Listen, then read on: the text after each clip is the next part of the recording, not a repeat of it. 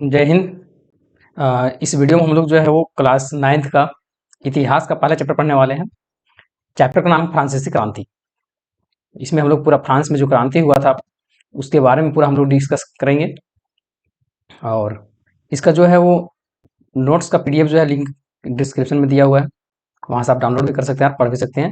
और इसके बाद जो है क्वेश्चन आंसर भी करवाएंगे, इंपॉर्टेंट क्वेश्चन। चैनल के साथ में आप जुड़े रहिए। चलिए शुरू करते हैं।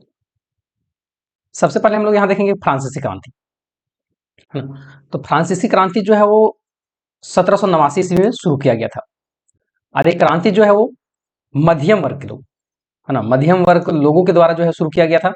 और जिसके कारण जो है ये फ्रांसीसी क्रांति मध्यम वर्ग के द्वारा शुरू तो किया गया, लेकिन ये घटना का जो श्रृंखला है ना, वो पूरा उच्च वर्ग के लोग जो थे उनको पूरा झकझोर के रख दिया। मतलब देखिए, यहाँ फ्रांस में जो था वो लोग जो है 3 वर्ग में बट चुके थे, है ना, निम्न वर्ग, मध्यम वर्ग और उच्च वर्ग। और ये फ्रांसीसी क्रांति जो किया गया था ना, मध्यम वर्ग के द्वारा किया गया था।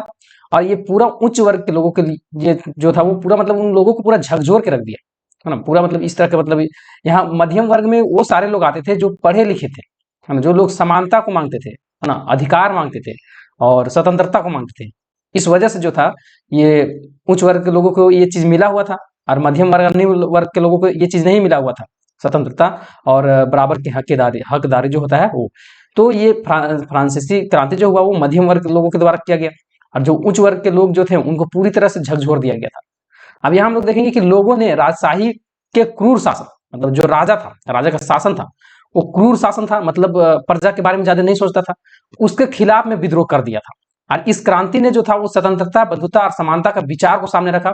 जो फ्रांसीसी क्रांति हुआ, इसका मेन मुद्दा जो था कि सभी को जो है वो स्वतंत्रता मिले, बंधुता मिले और समानता का मतलब विचार को रखा था कि किसी को काहे ज्यादा का मतलब अधिकार दिया जाए और किसी को कम क्यों दिया जाए।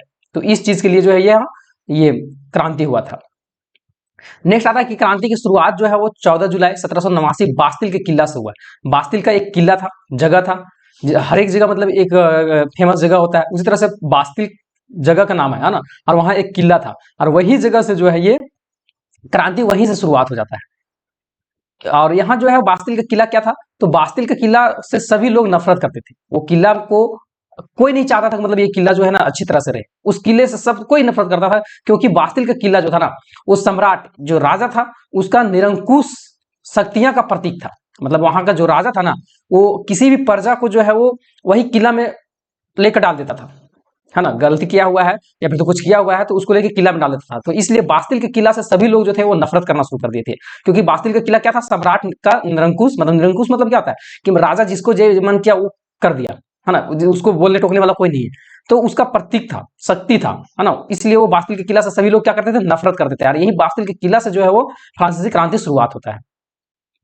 नेक्स्ट आता है 14 जुलाई 1789 को क्रूर भीड़, मतलब बहुत सारा भीड़ जो था, लगभग 7,000 मर्द वहां जो है ना, औरतें जो है मिलकर शामिल हुए थे 7,000 के आसपास में, है ना। तो 14 जुलाई 1789 को क्रूर भीड़ ने बास्तिल के किला को क्या किया, तोड़ दिया। और जितना भी वहां राजनीतिक कैदी था, जो कि मतलब राजा किसी को अन्य कैदियों को जो बंद करके रखा हुआ था, वो सारों को वहां से जो है वो रिहा करवा दिया, है ना। 14 जुलाई 1789 क्या आता है, क्रूर भीड़ जो है बास्तिल के किला को तोड़ता है, और जितने भी बास्तिल के किला में जितने भी कैदी वहां थे उनको सारे के सारे को क्या किया जाता है, छुड़ा लिया जाता है, रिहा कर दिया जाता है।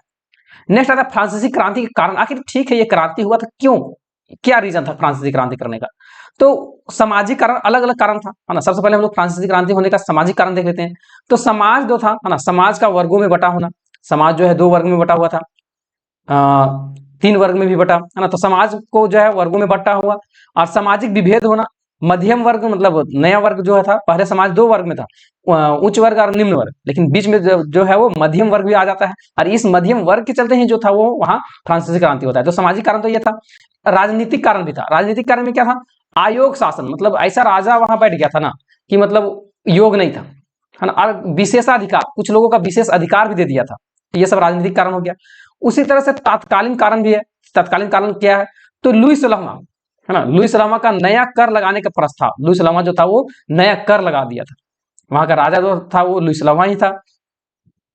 और आर्थिक कारण क्या था, तो आर्थिक कारण वहां का ये था, अच्छा, लुईस लामा वहां का राजा था, लुईस लामा का पत्नी नाम था वो मैरी एंटोइनेट नाम था, है ना, जो कि शायद ऑस्ट्रिया की राजकुमारी थी। तो आर्थिक कारण क्या है, तो आर्थिक कारण लगभग 12 अरब लिरवे कर्ज हो गया था, है ना। टोटल 12 अरब लिरवे जो था वो वहां राजा पर कर्ज हो गया था, जिसके कारण जो था वो राजकोष, है ना, खाली राजकोष हो गया था। राजा के मतलब पास किसी प्रकार के वहां पैसा नहीं बचा हुआ था। जीविका संकट, जीने के लिए जो है वो तरह तरह का संकट आने लगा था। कर व्यवस्था, है ना, कर भी लिया जाने लगा था इस वजह से।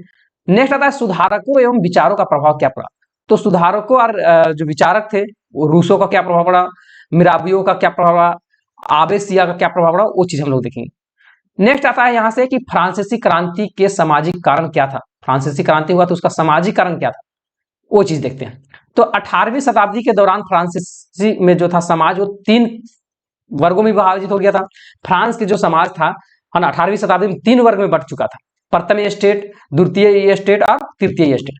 प्रथम में कौन लोग आते थे, तो प्रथम स्टेट में जिसमें चर्च के पादरी लोग आते थे, है ना, जो चर्च में काम करते थे या चर्च में रहते थे, उनके पादरी लोग आते थे प्रथम स्टेट में। और द्वितीय जो था, जिसमें कि फ्रांसीसी समाज के कुलीन वर्ग के लोग आते थे। और तृतीय में जो था ना, वो बड़े व्यवसायी हो गए, व्यापारी हो गए, अदालती कर्मचारी हो गए, वकील, किसान, कारीगर और भूमिहीन, जिसके पास जमीन नहीं था, उस तरह के मजदूर आते थे तृतीय स्टेट में। तो मतलब देखा जाए तो प्रथम और द्वितीय तो बहुत अमीर था, लेकिन तृतीय में लगभग लगभग सब लोग तरह अलग अलग तरह के मतलब आते थे, मजदूर भी आता था, भूमिहीन जो, है ना। तो यहाँ समझते हैं कि जो 18वीं शताब्दी में जो था, उस फ्रांस में जो है समाज 3 वर्गों में बटा हुआ था। प्रथम स्टेट, द्वितीय और तृतीय। प्रथम स्टेट में जो था वो चर्च के पादरी लोग आते थे, और द्वितीय स्टेट में जो था फ्रांसीसी समाज के कुलीन वर्ग के लोग आते थे, और तृतीय में बड़े बड़े व्यापारी भी आते थे, और अदालती कर्मचारी, वकील, किसान, कारीगर, भूमिहीन, मजदूर, लगभग लगभग सब आते थे। अब यहाँ बात आता है कि 60%, है ना, लगभग 60% जो है, 60% जो है जमीन पर कुलीन और चर्च, है ना, और तीसरे स्टेट के अमीर का अधिकार था। मतलब पूरा फ्रांस में जो जमीन था, उस पर 60% जमीन पर, है ना, आधा से भी ज्यादा जमीन पर कुलीन लोग और चर्च और तीसरे स्टेट में जो अमीर लोग आते थे, उनका अधिकार था, है ना। नेक्स्ट आता है कि टाइद क्या होता है और टाइल क्या होता है। इसके लिए शॉर्ट ट्रिक्स हम बताते हैं पहले, है ना। तो टाइद हम लोग पहले तो यहाँ त, थ, द, ध, है ना, इस तरह से लिखते हैं, है ना। तो अब यहां देखते हैं टाइड, है ना, टाइद, द देखते हैं लास्ट में, द देख रहे हैं, है ना। टाइद और टाइल, ये दोनों को लास्ट लास्ट हम लोग देखेंगे। तो द आ रहा है ना। तो यहाँ द के बाद क्या आता है, ध आता है।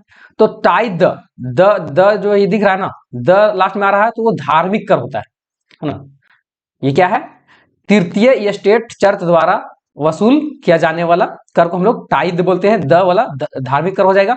उसी तरह से टाइल, है ना, ल जो आता है लास्ट में, तो तृतीय स्टेट द्वारा, सरकार द्वारा जो वसूल जाता है, वो टैक्स को बोलते हैं।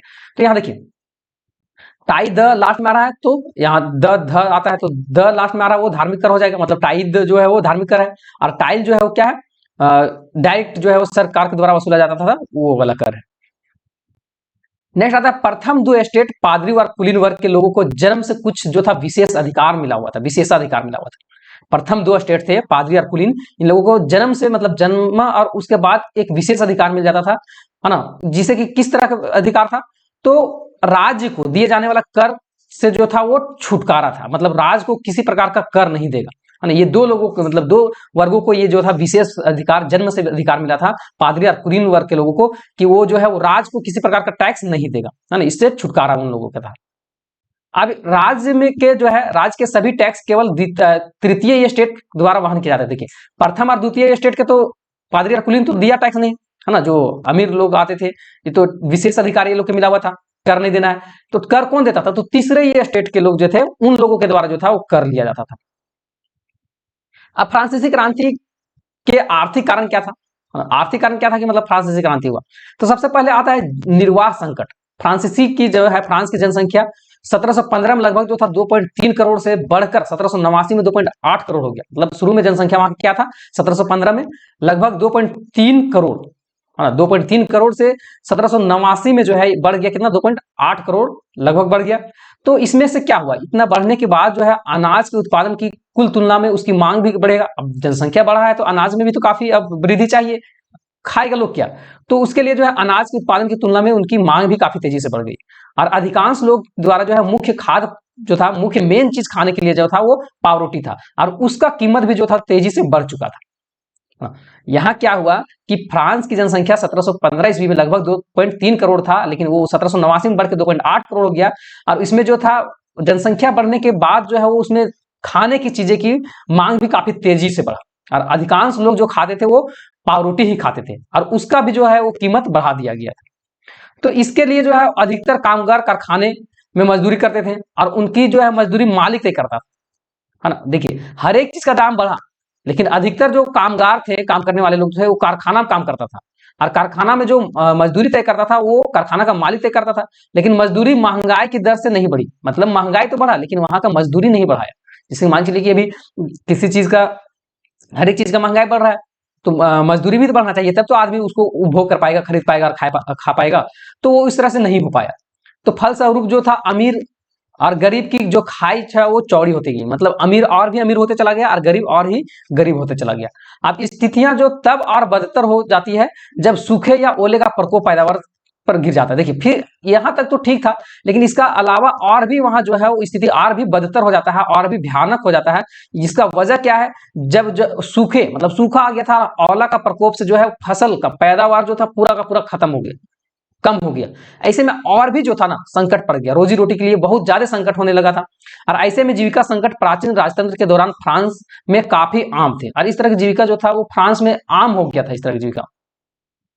अब इससे खाद्यान्नों की कमी या फिर तो जीवन निर्वाह संकट पैदा हो गया। अब इससे खाने वाला चीज के जो था वो बहुत ज्यादा कमी हुआ और जिसके कारण कोई भी लोग को जीने के लिए जो था वो पुराने शासक के दौरान बार बार होने लगा था। मतलब देखिए यहाँ क्या हुआ कि कोई भी चीज इसमें से खाने वाली चीज की तो कमी हो गया और जीवन निर्वाह के लिए संकट भी पैदा हो गया, जो कि पुराने शासक के दौरान बार बार होने लगा था। मतलब जो भी पुराना शासक जो था, वहां का राजा था, कोई भी राजा रहता था, उसका इसी तरह से मतलब स्थिति होते रहता था।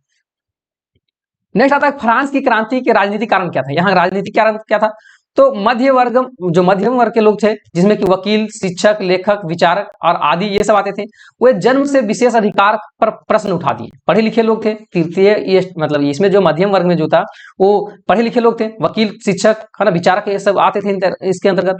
तो ये लोगों जो थे वो क्या क्या विशेष अधिकार जो मिला हुआ था प्रथम स्टेट और द्वितीय मतलब पादरी और कुलीन वर्ग के लोगों को, वो सब पर जो है सवाल उठाया कि ये सबके काहे विशेष अधिकार दिया जाए, है ना, ये विशेष अधिकार को खत्म किया जाए। इस वजह से जो था वो यहाँ क्रांति होता है। अब मध्यम वर्ग जो था वो 18वीं सदी के एक नए सामाजिक समूह का उदय हुआ था, जिन्हें मध्यम वर्ग बोला जाता है। अब उभरते मध्यम वर्ग ने विशेष अधिकार के अंत की कल्पना की। वो लोग बोले, मध्यम वर्ग के लोगों, कि जो विशेष अधिकार है इसको अंत खत्म किया जाए, जिसमें कि उन्नी तथा रेशमी वस्त्रों के उत्पादन के बल पर संपत्ति अर्जित की थी। और यहाँ जो है वो रेशम के वस्त्र हो गया, ऊन का वस्त्र हो गया, इसके उत्पादन पर जो है ना वो लोग जो था वो क्या क्या था, संपत्ति को अर्जित किया था, है ना। इस चीजों को खत्म किया जाए।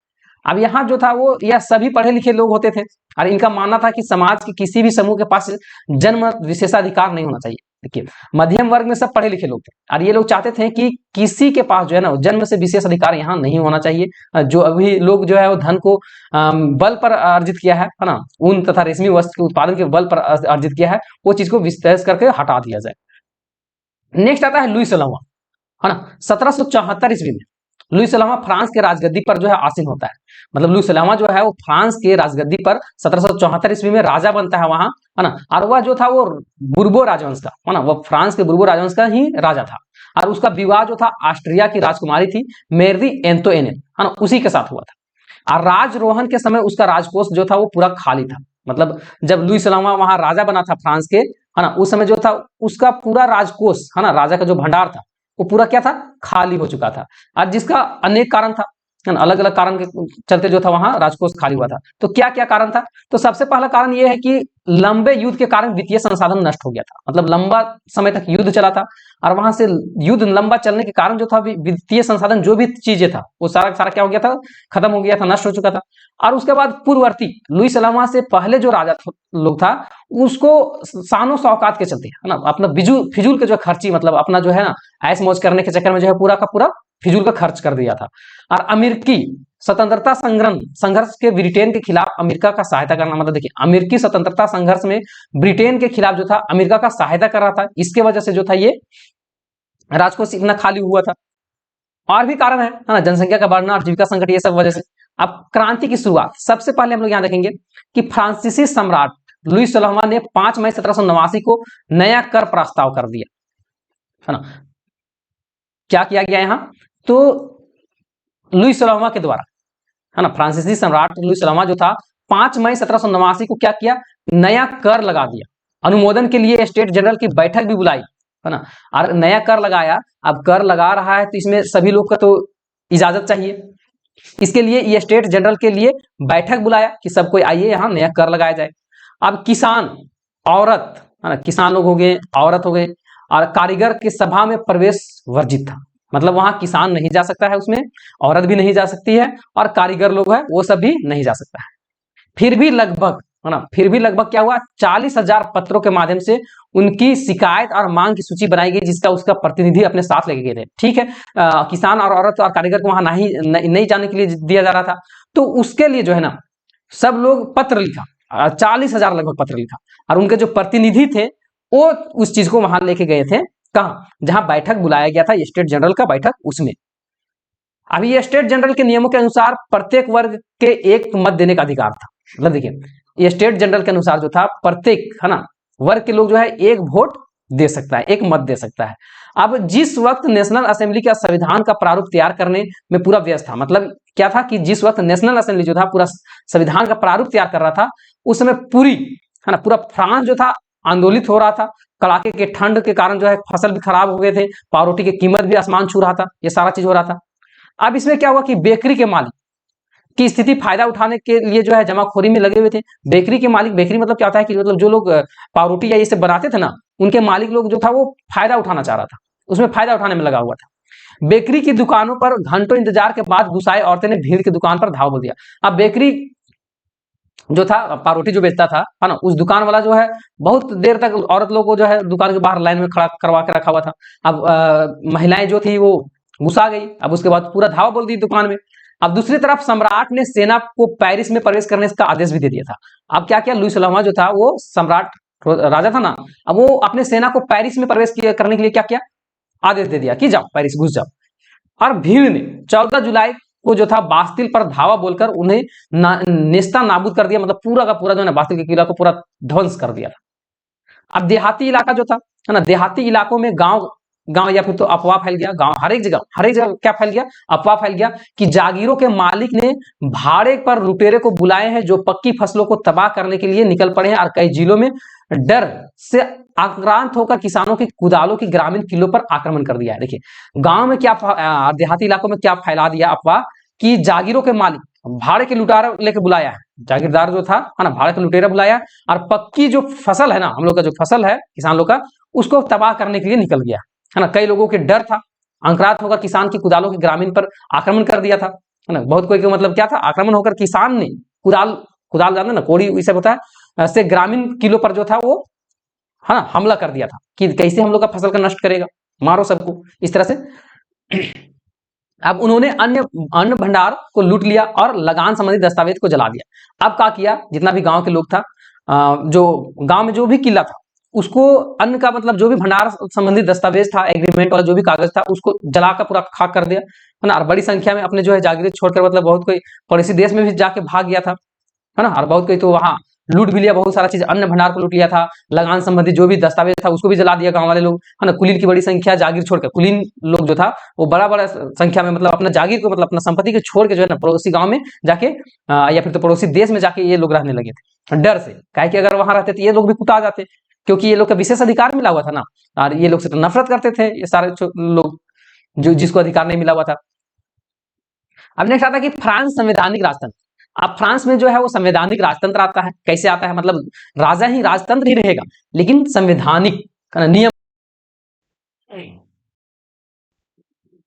तो 20 जून, है ना, 20 जून 1789 को जो है वे लोग वर्साय का एक टेनिस कोर्ट में एकत्रित हो जाते हैं और अपने आप को नेशनल असेंबली घोषित कर देते हैं। मतलब क्या होता है, फ्रांस में संवैधानिक राजतंत्र कैसे होता है, मतलब नियम कानून से चलने वाला राजतंत्र। तो 20 जून 1789 है ना, वे लोग वर्साय के एक टेनिस कोर्ट में, मतलब जितने भी लोग थे जो आंदोलन किए थे, वो लोग एक जगह जमा होते हैं और अपने आप को क्या करते हैं, नेशनल असेंबली घोषित कर देते हैं, और अपनी विद्रोही प्रजा की शक्तियां के अनुमान करके लुई सलामा ने नेशनल असेंबली को मान्यता दे दिया। मतलब और उसके बाद नेशनल असेंबली को मान्यता भी लुई सलामा को देना पड़ जाता है ना, अपनी विद्रोही प्रजा की शक्तियां का अनुमान करके, मतलब जो प्रजा लोग प्रजा लोग जो था वो राजा का विद्रोह कर रहा था, विरोध कर रहा था, उसकी शक्तियां देख के लुई सलामा बोला कि नहीं, अगर नहीं ये इसको मान्यता देते हैं तो फिर ये सब और भी जो है ना और चढ़ जाएगा, तो ये लुईस लामा जो था वो नेशनल असेंबली को मान्यता भी दे देता है। अब क्या होता है कि 4 अगस्त 1789 को रात को असेंबली जो था वो कर, कर्तव्य और बंधनों वाली सामंती व्यवस्था को उन्मूलन का आदेश पारित कर दिया, मतलब सबको हटा देने का पारित किया। 4 अगस्त 1789 को रात के असेंबली ने जितना भी कर था, कर्तव्य था, बंधन वाली सामंती व्यवस्था था, उन्मूलन का आदेश दे दिया, हटा दो सारा के सारा। अब 1791 ईस्वी फ्रांस में संवैधानिक राजतंत्र का नींव पड़ा। 1791 ईस्वी क्या होता है, फ्रांस में एक नियम कानून से चलने वाला राजतंत्र यहाँ बनता है। अब नेशनल असेंबली की उद्देश्य क्या था, तो नेशनल असेंबली का मुख्य उद्देश्य था कि सम्राट की शक्तियां को सीमित करना। नेशनल असेंबली चाहता था कि राजा की जो भी शक्तियां हैं वो सीमित रहे, ज्यादा इसको ज्यादा मतलब शक्ति मिल जाएगा तो ज्यादा फड़फड़ाने लगता है, निरंकुश हो जाता है। तो इसका शक्ति जो है ना, नेशनल असेंबली का मेन उद्देश्य था कि राजा का शक्ति को जो है उसको पकड़ के रखना है, ज्यादा फैलने नहीं देना है। अब एक व्यक्ति के हाथ में केंद्रीकृत होने के बजाय अब इन शक्तियों को अलग अलग संस्था में बांट दिया। देखिए अब ये जो था वो शक्ति एक व्यक्ति को नहीं देके बल्कि अलग अलग जो है ना व्यक्तियों को दे दिया गया। जैसे कि विधायिका है ना, विधायिका क्या होता है, कार्यपालिका और न्यायपालिका। विधायिका में जो होता है वो विधायिका का काम रहता है नियम कानून को बनाना, और कार्यपालिका को वही नियम कानून को जो है वो अनुसार में रह के जो है कार्य करना होता है। और न्यायपालिका जो है वो ये विधायिका और कार्यपालिका दोनों पर क्या करता है, नियंत्रण रखता है, मतलब न्याय करता है। तो ये तीन व्यक्तियों मतलब 3 हिस्सों में बांट दिया गया था फ्रांस के शक्ति को। अब नेक्स्ट आता है कि सन 1791 में संविधान ने कानून बनाने का अधिकार जो था नेशनल असेंबली को सौंप दिया था। अभी हम क्या बताएं कि जो शक्तियां था विधायिका, कार्यपालिका, न्यायपालिका को सौंप दिया। और ये शक्तियां में विधायिका का काम क्या होता है कि नियम को है ना, कानून को बनाना। तो 1791 में संविधान ने कानून बनाने का अधिकार नेशनल असेंबली को ही सौंप दिया कि जाओ तू ही कानून बना। उसके बाद कार्यपालिका मतलब राजा जो था वो काम करता, और न्यायपालिका जो था वो फैसला लेता है, दोनों पर नियंत्रण रखता।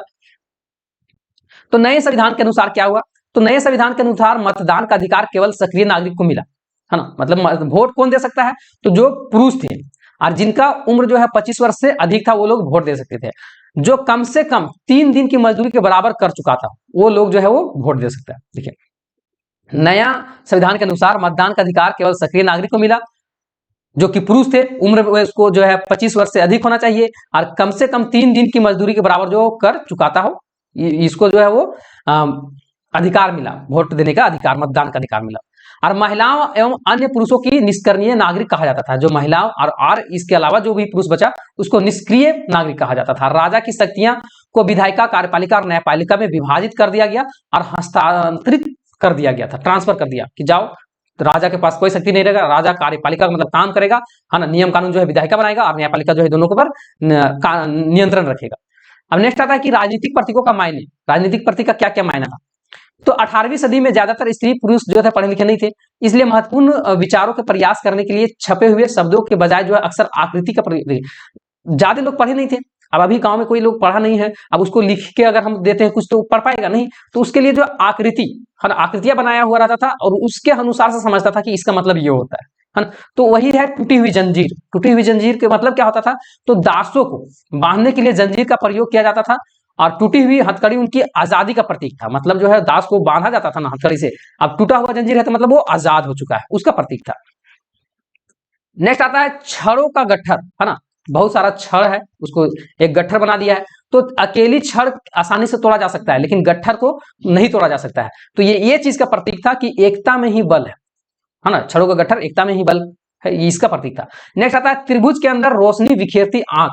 तो सर्वदर्शी आंख जो है वो ज्ञान का प्रतीक है, सूरज की किरणें अज्ञान रूपी अंधेरे को मिटा देती है, इसका प्रतीक है। राजदंड है ना, तो शाही सत्ता का प्रतीक था। और अपनी पूंछ मुंह में लिए सांप, मतलब अपने ही पूंछ को जो है सांप जो है मुंह में लिया है, तो इसका प्रतीक क्या होता है, तो समानता का प्रतीक और अंगूठी का, है ना, कोई और छोर नहीं होता है, इसका प्रतीक है। अंगूठी का मतलब और दूसरा छोर नहीं होता है, मतलब इस तरह से एक ही छोर होता है। अब नेक्स्ट आता है आतंक राज क्या होता है ना।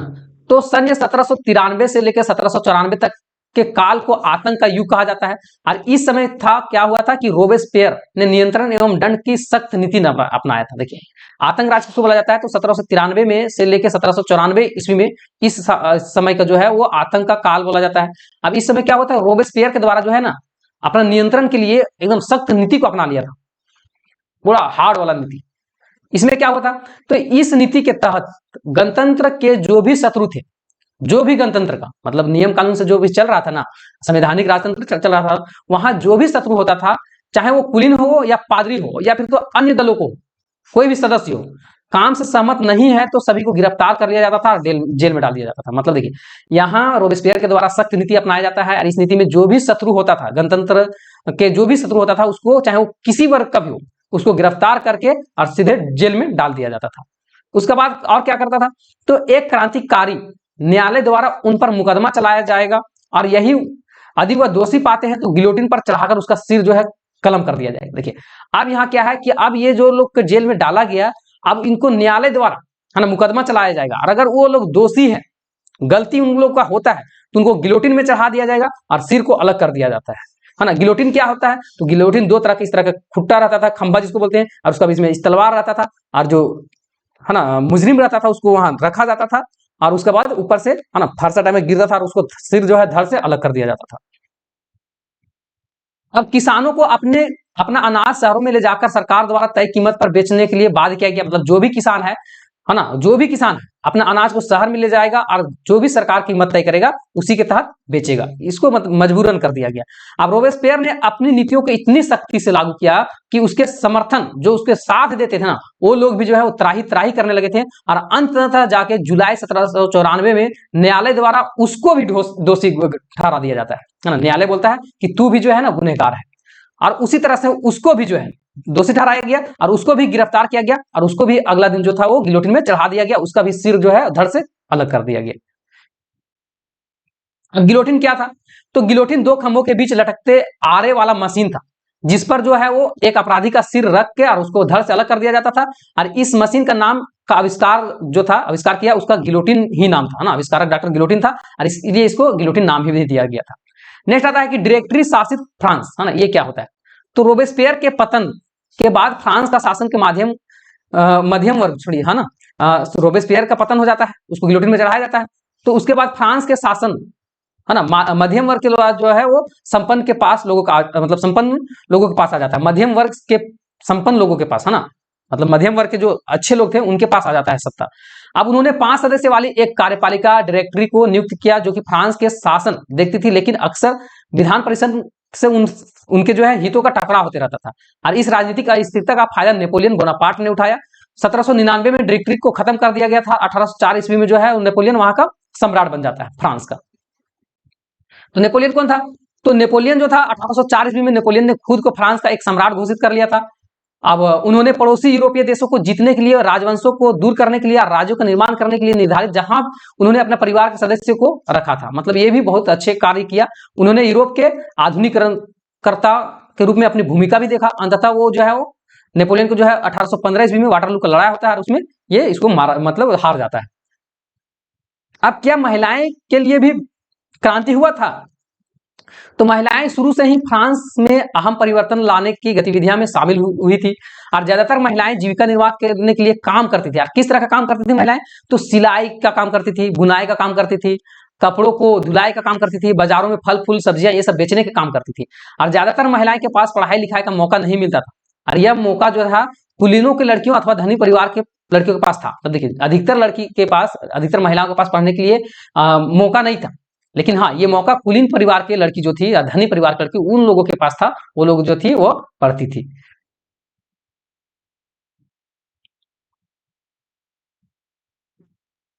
अब इसके बाद उनकी शादी कर दी जाती थी और महिलाओं को अपने परिवार का पालन पोषण करना होता था, जैसे कि खाना पकाना हो गया, पानी लाना, लाइन लगाकर पाव रोटी लाना और भी बच्चों को देखरेख करना, और उनकी मजदूरी पुरुष की तुलना में कम होती थी। अब उनके एक प्रमुख मांग थी कि यह महिलाओं और पुरुष की समान राजनीतिक अधिकार प्राप्त होनी चाहिए। देखिए, अब महिलाओं क्या चाहती थी कि जितना पुरुष का अधिकार है उतना महिलाओं को भी मिलना चाहिए। अब महिलाओं के लिए जीवन में सुधार लाने के लिए क्या क्या कदम उठाया गया था, तो उनके लिए निम्न कदम उठाए गए। क्रांतिकारी सरकार ने महिलाओं के जीवन सुधार लाने के लिए कुछ कानून लागू किया जो कि निम्न कानून था। कानून में क्या था कि सरकारी विद्यालय की स्थापना के साथ सभी लड़कियों के लिए स्कूल की शिक्षा अनिवार्य कर दिया जाए, सभी लोग जो है स्कूली शिक्षा पढ़ेंगे। उनके बाद जो है अब पिता उनके अपनी मर्जी के खिलाफ शादी के लिए बात नहीं कर सकते, मतलब उनके जो लड़की के पिता है वो लड़की के मर्जी के बिना जो है शादी भी नहीं कर सकते हैं। अब महिलाएं व्यवसायिक प्रशिक्षण ले सकती है, मतलब काम करने के लिए प्रशिक्षण ट्रेनिंग ये सब ले सकती है और छोटे मोटे व्यवसाय भी चला सकती है। मताधिकार और समान वेतन के लिए महिलाओं को आंदोलन अगली सदी में भी उनके अनेक देशों तक मतलब चलते रहा, महिलाओं के लिए आंदोलन बराबर के हक के लिए। और अंततः जो है वो सन 1946 में फ्रांस में महिलाओं को वोट देने का अधिकार, मताधिकार भी मिल जाता है। अब दास प्रथा का उन्मूलन। दास प्रथा क्या होता है? तो दास व्यापार 17वीं शताब्दी में शुरू हुआ था। अब इसमें क्या होता था कि फ्रांसीसी सौदागर जो था, फ्रांस के जो भी सौदागर होते थे, वो बंदरगाह से अफ्रीका तट पर जहाज को ले जाते थे और वहां वे स्थानीय सरदार से दास को खरीदते थे। यहाँ क्या होता था कि फ्रांसीसी सौदागर लोग जो था बंदरगाह, मतलब जहां बीच जिसको बोलते हैं, समुद्र हो गया है ना, नदी के किनारे हो गया, तो वहां से अफ्रीका तट पर जाते थे और जहाज लेकर, और वहां से स्थानीय जो सरदार थे ना, उसको दास को वो लोग खरीदते थे। और दास को जो है वो हथकड़ियां डालकर, उसको हथकड़ी पहना के अंटार्कटिक महासागर के पार कैरिबियन देशों तक 3 महीना तक लंबी समुद्री यात्रा करवाते थे और जहाज में ठूस के मतलब रखते थे।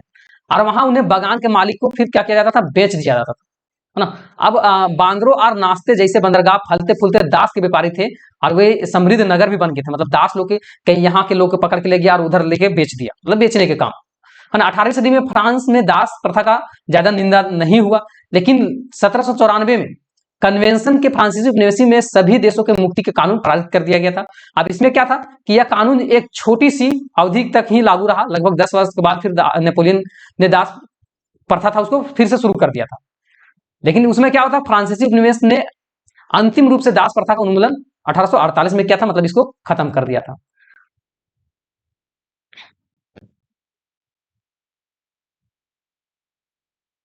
अब नेक्स्ट आता है कि क्रांति और रोजाना की जिंदगी के बारे में बस देखते हैं। तो 1789 के बाद जो है के वर्ष में फ्रांस की पुरुष और महिलाओं के और एवं बच्चे के जीवन में अनेक प्रकार के परिवर्तन भी आया था। फ्रांसीसी जो था, है ना, फ्रांस के क्रांतिकारी सरकार ने कानून बनाकर स्वतंत्रता और समानता के आदर्शों को रोजाना की जिंदगी में उतारने के लिए प्रयास भी किया था। और फ्रांस के शहर में अखबार हो गया, पुस्तक एवं छपी हुई तस्वीर को में जो है बाढ़ आ गया था, वहां तेजी से जो है लोग जो है गांव से देहात तक जा पहुंच चुके थे और उनके अंदर में फ्रांस की घटना रही और घटनाओं के परिवर्तन के ब्यौरा भी उनपे टिप्पणी मतलब होती रही थी। तो ये चैप्टर जो है वो खत्म होता है।